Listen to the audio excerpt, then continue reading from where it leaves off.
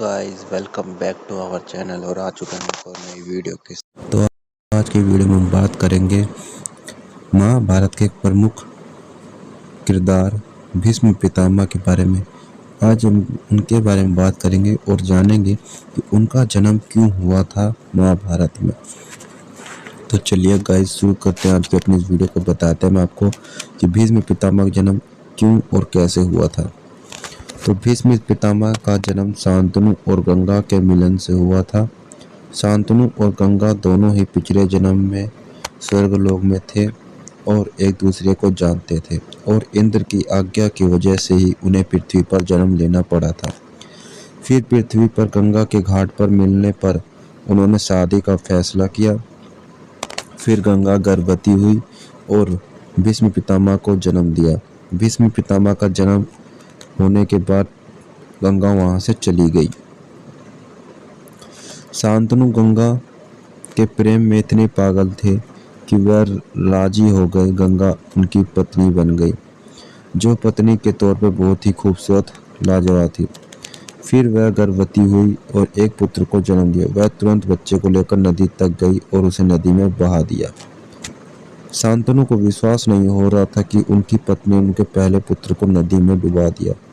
उनका हृदय फट रहा था, लेकिन उन्हें याद आया कि अगर उन्होंने वजह पूछी तो गंगा चली जाएगी।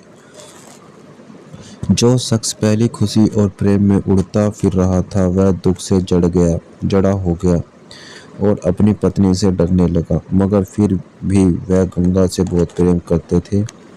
दोनों साथ साथ रहे। गंगा ने एक और पुत्र को जन्म दिया। वह बिना एक भी शब्द बोले जाकर नदी में डूबो आई।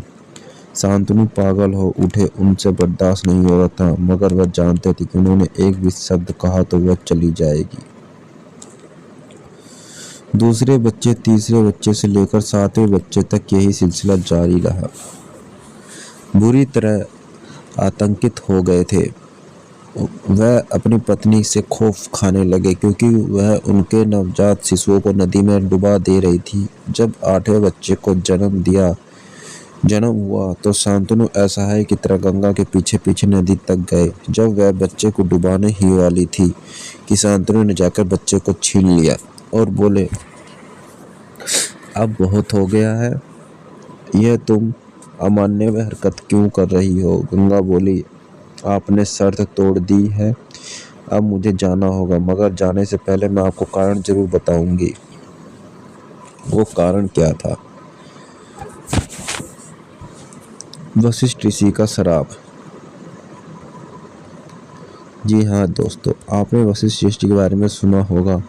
वशिष्ठ अपने आश्रम में रहते थे और उनके पास नंदिनी नाम की एक गाय थी जिसमें देव गुण थे। एक दिन 8 वसु अपनी पत्नी के साथ विमानों में बैठकर पृथ्वी पर छुट्टियां मनाने गए। यह वह वशिष्ठ के आश्रम से गुजरे हुए उन्होंने अविश्वसनीय देव गुणों वाली नंदिनी गाय को देखा और एक वसु प्रभास की पत्नी ने कहा, मुझे वह गाय चाहिए। प्रभास ने बिना सोचे समझे कहा, चलो वह गाय लेकर आते हैं। एक दो वसुओं ने कहा, मगर ये हमारी गाय नहीं है, यह एक ऋषि की गाय है, हमें इसे लेना नहीं चाहिए। प्रभास की पत्नी ने जवाब दिया,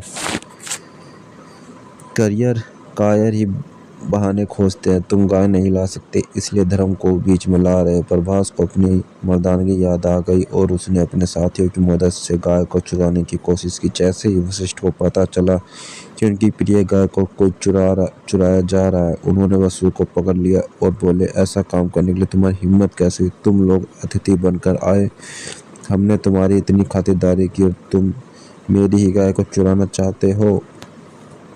उन्होंने वसु को श्राप दिया कि तुम लोग इंसानों के रूप में जन्म लोगे और उसके साथ ही आने वाले सभी सीमाओं में बंद कर रहोगे।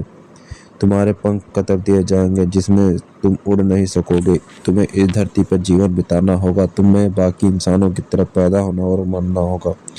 जब वसु को पता चला कि मैं देवलोक में हूँ, गंगा मैं देवलोक में हूँ, मुझे इंसानों के रूप में धरती पर जाने का श्राप मिला, तो 8 वसुओं ने मुझसे प्रार्थना की कुछ ऐसा कीजिए कि हम आपके गर्भ से पैदा हो और इसे धरती पर हमारा जीवन जितना हो सके उतना छोटा हो।